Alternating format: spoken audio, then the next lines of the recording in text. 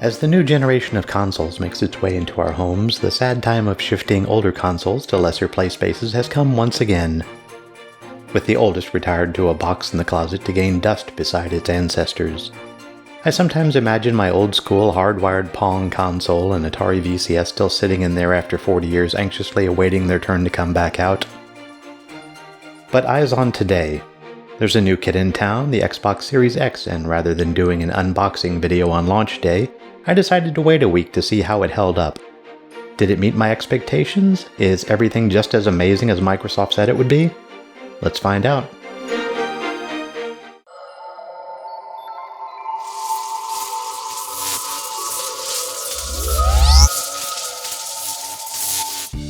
The first thing I noticed as I pulled it out of the box was the quality packing from Microsoft.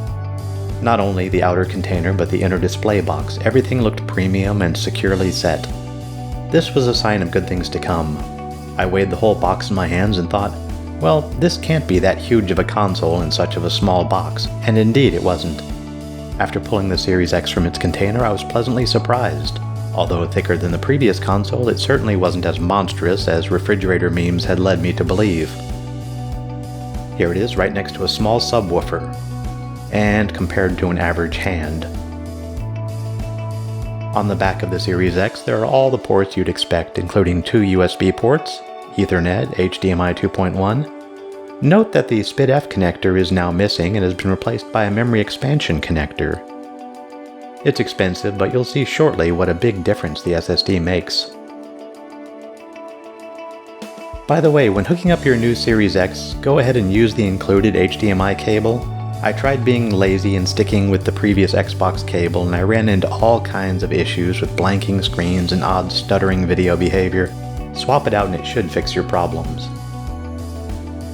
Once you've hooked everything up, power it on, and you'll hear absolutely nothing. This is the most amazing bit. The console, even under heavy stress, remains cool and completely quiet. I've never been more impressed with the amount of power in such a small form factor that runs so quietly and quickly.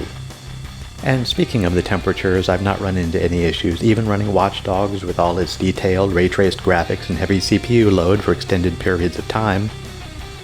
Just a simple radiating of warmth from the top of the console. Make sure to keep the intake on the bottom and top unobstructed so you'll have a clear airflow, and I suspect you won't have a problem. The new controllers are an incremental upgrade to an already fantastic controller. The previous Xbox One X controller fit the hand comfortably, and to many has become the standard of what to expect in one. And I'm happy to report that after a week of extensive playtesting that the Series X controller improves on it in numerous tangible ways. First off, there's the addition of a new share button. I've used it several times already to save screenshots while preparing this review. Handy. Secondly, the previous D-pad has been replaced by a rounded pad that noticeably clicks every 45 degrees. If you're a fighter player and want to pull off those quarter-turn sweeps, you're going to find it so much easier now. Finally, the Series X controller has a fresh grippiness to it, and that's thanks to the new knurling and texture on the triggers and underside of the grips, and it feels so comfortable and secure in your hand. It's hard to believe how much of a premium feel it brings. Well, let's talk about some of the features, and let's start with Smart Delivery.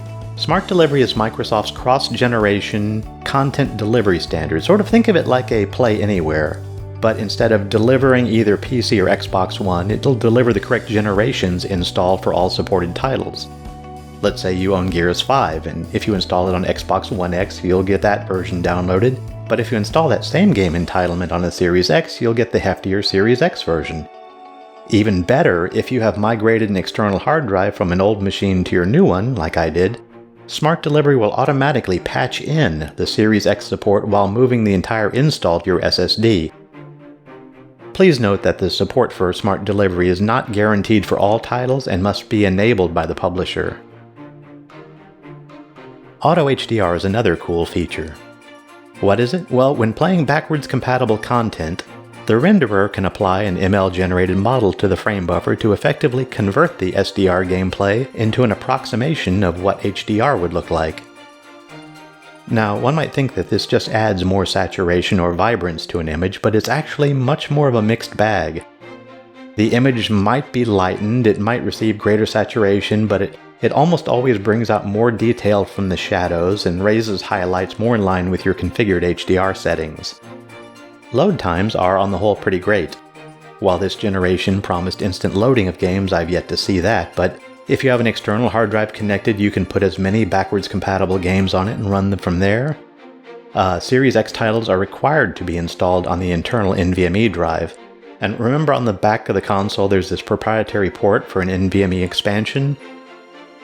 Now, at release there's only an expensive Seagate option, one that'll perform at the same speed as the internal NVMe drive, but I'm led to believe that there will be much more competition going forward, and hopefully that'll drive down the price of expanding your storage. And I don't really see many titles explicitly calling out Microsoft's well-touted Velocity architecture, the storage and streaming and decompression features underpinning its resource management architecture. But over time I'm certain we'll see engines adopt it more globally, certainly in the near future we'll see it. The final big feature with regards to storage is Quick Resume. Now, I'll admit I didn't expect that this would turn out to be perhaps one of my favorite features. Probably based on its vast knowledge of hypervisors and resource swapping, Microsoft has introduced a feature that swaps out your most recent 4 or 5 games' active states out to SSD. And this lets you hop between the games very quickly without having to reload. To sort of give you an idea what it's like, here are a few games that I've swapped into from other titles and compared their quick resume times with loading each from a cold start. And as you can see, this is a transformative feature. Nearly a whole minute faster to get back into Forza Horizon 4.